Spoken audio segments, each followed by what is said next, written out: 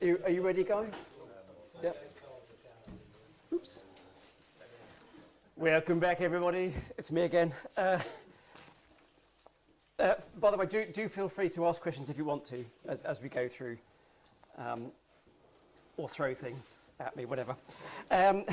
So yeah, in the second half, I just want to, if I can, give a sense of what's going on inside Alfa Romeo from our investigations and connections that we've had, things that have missed opportunities, prototypes that should have made production but didn't, where we are now, and kind of what we can look forward to in the future. So the sales figures for last year have all come out now, and it's looking a bit shocking, isn't it? For Alfa Romeo, we had just one thing, which is less than smart, I'm afraid. And even on the home market in Italy, just 11,000 sales, which is really dramatic, and right across the glory days of the 156. So on one level you could say, where's it all gone wrong? But I think there's plenty of signs that, you know, Alfa Romeo is not dead. Part of the reason for the big drop is the fact that there are no small cars in the range anymore. Giulietta died end of 2020. There's no Mito. But there is something in the wings, as you all know. The Tonale is about to come out, and I'll cover that a little bit later. So if I could start off with things that might have been, and I'm going to start with Enrico Frumia, who most of you will know as the designer at Pininfarina, who created the 164, the GTV, and Spider 916. And I was lucky enough to meet him twice on both occasions. I've done that 12 in 12 rally. He's a very passionate man. He's in his 80s now, but absolute cheers for the 164 when it was still called the 2000. And as you can see there, he also designed a convertible and a coupe of the 164. He, looking back on it now, wasn't that keen on the Spider, but thinks the coupe, I got it down here, he thought the Cabriolet was a bit heavy and tank-like, but the coupe wasn't so bad, it was his quote. And to prove that it was a serious project, they actually built up mock-ups. So the coupe and the Spider were both built up as mock-ups. And as you can see, some of the ideas they had, for example, the lower body being the same or similar colour to the top body, was adopted for the Super a few years later. So it had some effect in production. And also, as you can see, they developed an official station wagon version of the 164. That was actually developed at the same time as the saloon, and the only reason it didn't go ahead is because Alfa Romeo was bought by Fiat, and Lancia at the time had the Thema station wagon in the wings as well, so they just squashed it, which is a shame because I think that's a great thing myself, but shame it didn't go ahead. So moving on to the Tipo 916, I'm sure a lot of you know that Frumia designed this car, these are his original sketches, in the late 80s, for 87. And that's an absolutely stunning piece of design for 1987. You think what else was around at the time? And that's basically, with some changes, how it came out into production. And it's a similar story. Why did it take 7 years for that to come to production, 87 to 94? And it's exactly the same story as with the 164 station wagon. Fiat was also thinking about making a sports car at the time, which eventually became the Fiat Coupe. And the head of Fiat said, we can't launch this car until the Fiat's ready. And it took 7 years for the Fiat to be ready. Therefore, that took 7 years as well, which must have been so frustrating if you were in Alfa Romeo at the time. It was Paolo Cantarella who said, I've got a quote from Enrico here. He said, Paolo Cantarella always preferred Fiat to Alfa Romeo and Lancia. It was like football teams for him, a rivalry, and he was Fiat through and through. The Fiat Coupe was in development, so the Alfa GTV had to wait. So yeah, we could have had some even more classic 916s to enjoy. The pictures on the right show a really interesting project. Was that with Arquette or something else? No, it was the Fiat Coupe. It was the Chris Banger one, yeah, which was also designed at Pininfarina. I can't remember what it looks like. Yeah, it's the one with the slash wheel arches, Fiat Coupe. They made the 20 valve turbo. 20 valve turbo. I Yeah, remember that. yeah, yes. They actually came out pretty much exactly the same time Yeah, right. as each other in the end. It's one with the advert said no women in Italy both that wanted to be a train driver or something, isn't it? That's right, yeah. This thing on the right is a really interesting project. It had the name Iper in Italian, which is hyper. It's the Hyper GTV. And if you look closely, you can see it's got, if I come over this side, it's got intakes on either side, different ones because this is a styling model, because this was actually a mid-engine car. So they were considering producing a mid-engine version of a GTV. It had a vertical rear screen and this kind of strange spoilery thing was covered in holes so that it was semi-transparent, so that you could see out of the back window. And yeah, sadly, as you can see, it's still got the code name D2169, which is the original code name for this project before it became 916. So they were thinking about this, you know, way back before the car was launched. Sadly, never got beyond the concept stage, but that would have been an amazing vehicle. Next slide. Oh, have I gone? Ugh. Lost causes. Alfa Romeo, as we know, has a long history of producing cars and not bringing them to market. We've featured quite a few in Auto Italia over the years. This is one of my favourites, the 155 Gta Stradale, which came that close to production. So they had the Super Turismo racer in 1992. It was successful, and they thought about producing a Stradale road version in 1994, based on the four-wheel drive version of the 155, the Q4. They produced this, what I think is an amazing looking prototype, with those really big fat arches to cover the wider track. It's basically Lancia Delta Integrale underneath, yeah. So there's a kind of Lancia-ish wheel arches, plus these huge rear, the front's air dam and the rear spoiler. It was fitted with a 190 horsepower version of the Delta engine, the inline turbo 4. And ultimately that was judged not enough for a car of this calibre. They said, what about sticking a Busso V6 in it? Sadly, it didn't fit. Didn't fit the four-wheel drive system. So it was squashed, unfortunately, right at the moment when it was on the cusp of being given the green light. Another one to cry about.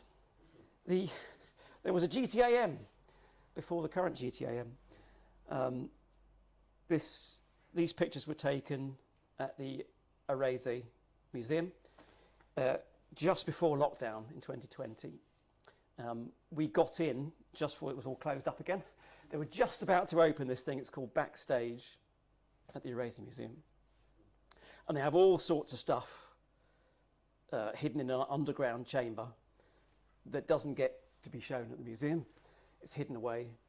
And they decided they were going to open it up to groups. You could book a group in and take a tour.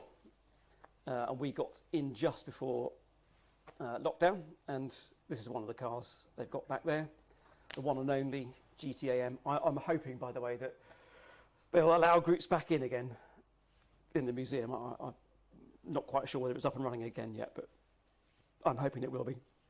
So the story of this is they launched the 156 GTA 2002, and then 1 year later they thought, we can do an even better version with a bigger engine, 3.6 and 300 horsepower, lower springs, limited slip differential, bigger alloy wheels, lip spoiler at the back, wider wings, lip spoiler at the front. And they announced they were going to do a production run of 1,000 and did a production run of 1. That's it. Really frustratingly. Another one which I'm sure you all know about, Mito Gta, which again got to the stage of being fully production ready.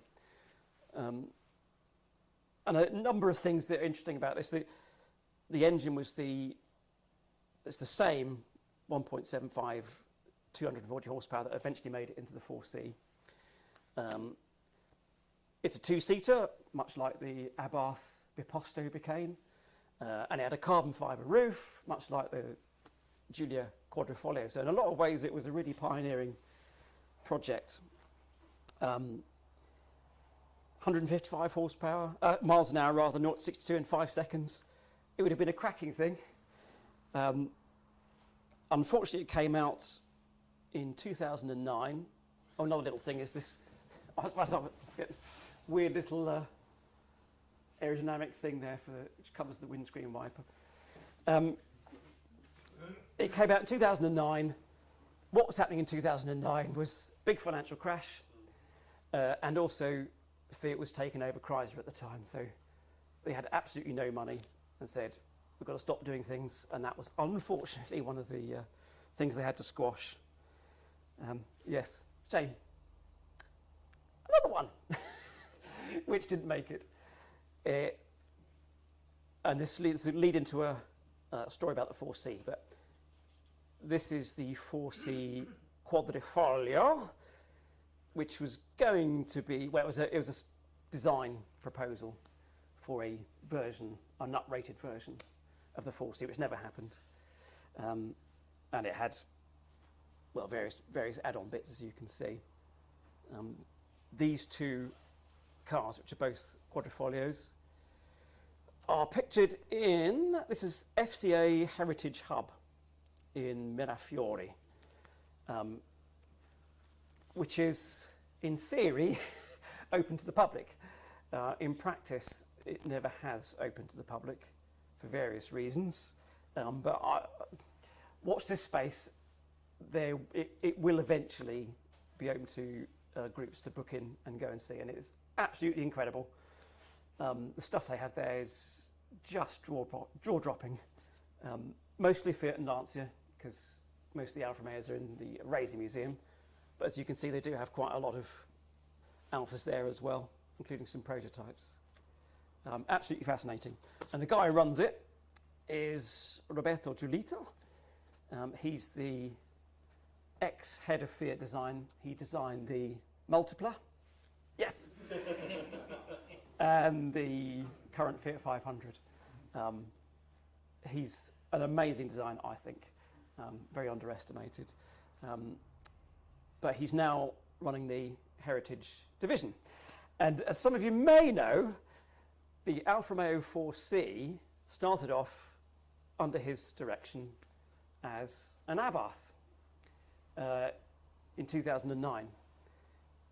He came up with the idea of producing a carbon fibre tub, mid-engined two-seater for Abarth. This is at the time when Abarth had just been relaunched with 500 and Punto. And the idea was to produce a racing series, one-make racing series, and produce 1,000 cars, road cars, for homologation. And his bosses at Alfa Romeo got to see it, and they said, we'll have that, thank you. And 2 years later, they produced the 4C, which we can see here.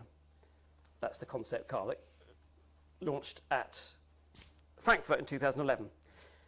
But that's the original Abarth design from 2009. And we got to speak to Roberto Giolito in December, and he talked us through what happened at the time. And there was also, by the way, going to be an Abarth version of the 4C that he proposed. He redesigned the redesign and said we can make an Abarth version of this, but they said no to that as well. So it came out as the 4C. 4C's obviously out of production now. And during lockdown, Mr. Giolito was sitting at home and he dug out his old data files from 2009 and said, why don't I build this back up again, because everything originally had been lost. So he built up this, what's called the Abarth 1000 SP, and he redesigned it around what became the production 4C. And they revealed this last year, and they took it to Classic Car Show in Padova and said to people, what do you think if we made it? Would you buy it? And enough people said yes, and they are going to go into production this year. Very, very limited production, however. It's for a car of such limited production, they're going to make 5 of them. It's not that expensive. It's about 200,000 euros, we think. But it's amazing that they're going to produce a car, and it's Alfa 4C underneath, but has a full carbon fibre body, better aerodynamics, so lighter, faster, a really interesting project. And I think somebody in the UK has ordered one, so there may be one making its way to the UK later this year. Does it come with the compulsory 4C problems? What are you referring to there? You can't foresee any problems. Oh, very good, very good. So, slightly along the same line as what could have been, what should have been. Who remembers this? Yes. The 2018 5-year plan. So, this is where we should have been in 2022. So that's 2018's lineup. In 2022, that's where we should have been. So Mito is dead, which we know. We should have had the Giulietta continuing. Come this side, because I can't actually see it. And the C utility vehicle, which is the Tonale. Well, that's on track. Then we're going to have a long wheelbase Giulia. That never happened. We're going to have a long wheelbase Stelvio. That never happened. We're going to have an SUV above the Stelvio. That never happened. It's a theme developing here. And the two at the bottom, the GTV and 8C. Well, that obviously got completely ripped up, and they started again with a different plan. But I'll just go back to the two at the bottom. This was what they released in 2018, the GTV Sketch, which is obviously a Giulia two-door. with, 600 horsepower. It was going to have electric front motor for all-wheel drive. And we know that this also got to the level of being production ready. I've heard that from several sources, but the one confirmation that I had was, this was only cancelled last year, by the way. It was finally definitively cancelled in early 2021. In 2018, I went to see Zagato in Milan and interviewed Andrea Zagato.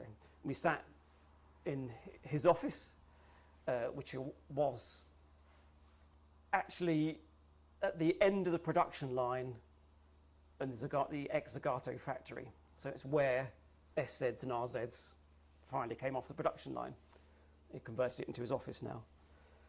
And he announced that for the 100th anniversary of Zagato in 2019, they were going to produce a new Alfa Romeo TZ2.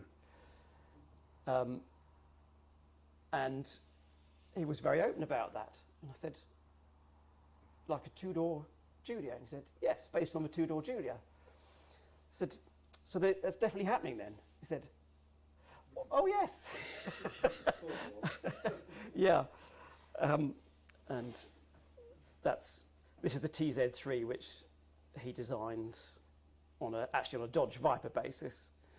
But you can picture it happening on a Giulia basis, and it probably would have been amazing. I happened to mention this to Alfa Romeo's designer at the time. He's called Klaus Busser. He's moved to Maserati now. And I mentioned that Zagato was doing this two-door Giulia, and I've never seen, he's a bit of a cool dude, Klaus Busser, but I've never seen him look so shocked in my life. And that was for me confirmation that, this was definitely a live project at Alfa Romeo at the time. Sadly, neither of those things ever happened. And neither did this. Or did it? 8C, with this specification: carbon fibre monocoque chassis, twin turbo, mid-engine, 700 horsepower. Does that sound familiar? Nah, Maserati MC20. Now, Maserati and Alfa Romeo share exactly the same development premises. The teams mix, share ideas, and I think what's happened is much in the same way as Alfa Romeo stole the 4C. Maserati kind of took the 8C, and here we are with what is actually an amazing car. I have to say, this is fantastic, and you can understand why it might be a Maserati rather than a Alfa Romeo. Lucky enough to have a drive in Italy a couple of months ago, and it's absolutely brilliant car. But sadly not an Alfa Romeo. So, next question. What we will actually see in Alfa's future? What's in store? It's all down to this man, who's Jean-Philippe Imperato. Although he's French, he's got an Italian name, and he has Italian background, and he's an Alfa man. Famously, his first ever ride as a baby was coming back from the hospital, was in the back of a 1966 Giulia. A bit like that, I think. So as a youngster. As a youngster. Well, no, I'm saying so he is a youngster. He's a youngster. Yeah, 66. Yeah. So we don't yet know the details of his plan. That's going to come soon, we think. But they've got a new design guy who's called, I think it was right, Alejandro Mesonero, who's ex-Seat. He did all the current Cooper range. So, yeah, much in the way that De Silva went from Alfa Romeo to Seat, we've now got a guy coming from Seat to Alfa Romeo. So it'll be interesting to see what design direction we go in with that one. One thing that's positive, I think, is although Alfa Romeo sales are not very good last year, the Stellantis group, which is obviously Alfa Romeo is part of now, the best 10 selling cars in Europe last year, of those 5 were Stellantis group cars, including the Fiat 500, which means there's investment, there's money available. And I think they're going to funnel a fair amount into Alfa Romeo.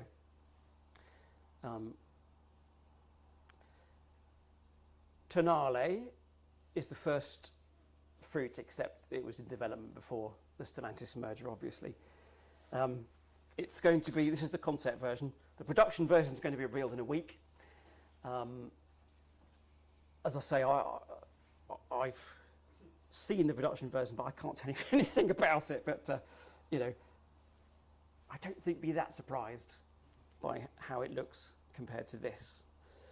So this is the very last Alfa Romeo to be on an FCA platform. It's the one that underpins the Jeep Renegade Compass, and it would have come out by now, but it was kind of delayed so that they get the dynamics mostly right for it before launch. So it'll be launched be revealed next week today, on sale in Europe in June, and we think the UK in September.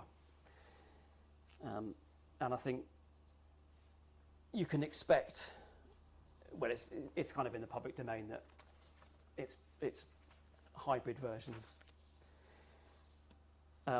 This is going to be followed probably next year by a smaller SUV, perhaps called the Brennero, and that will be based on the first of the new STLA platforms, which is basically Peugeot 2008 underneath. So it'll be interesting to see what happens there. Beyond that, we'll have new Giulio and new Stelvio. Again, that's on a completely new platform, which is unique to Alfa Romeo and DS.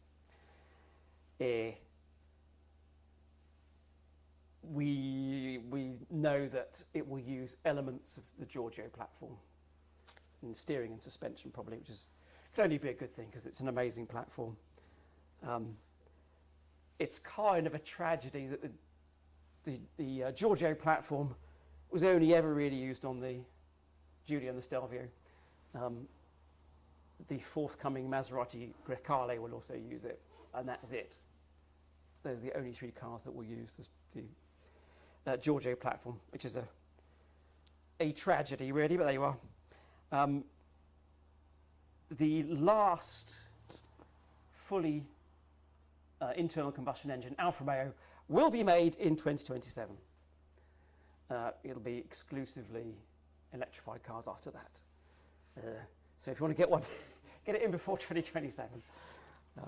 And when I say electrified, it obviously means hybrid and full electric. So maybe we've got hints that the GTV might return. We think maybe as a four-door coupe version of the new Giulia. And Mr. Imperato said he would like to see a Spider as well in the lineup. And I would like to see it too. I hope he says yes to that. So I think there's plenty of reasons to be optimistic about Alfa Romeo's future. They've committed to retaining Italian styling, flair and driving dynamics. And for me, personally, I hope they produce cars with character. Cars that are not necessarily perfect. Flaws make character. And I'd rather have a car that's got some flaws in, but real emotional appeal, the one that does everything absolutely brilliant, but is dull. This is what it said. I'm not going to sell cars that are an iPad with a car around it. Yes, exactly, yeah. You know, and when I then started looking at a friend of mine with his Tesla, I said, now I get it where he got that from. Yeah, exactly, yes. So I'm encouraged that I think Alfa Romeo has got the message that they need to start leading in certain areas rather than following. Obviously, they have to produce things like the SUVs to sell, and then I hope that will fund the kind of regeneration that we want from Alfa Romeo. Personally, what I would like to see is something really bold and jaw-dropping. Personally, I'd like to see a brand new SZ. That's what I'd like to see. Something that sets Alfa Romeo's vision for the future out. God knows if that's going to happen, but I really hope it does. But what I can say is whatever happens at Alfa Romeo, whatever the future is, Auto Italia will be there to report on it and represent all you guys at Alfa Romeo. So that concludes my talk. I just want to say just big thanks finally to Guy, Kirsty, everybody from the club, Adrian, and everybody here at my second home.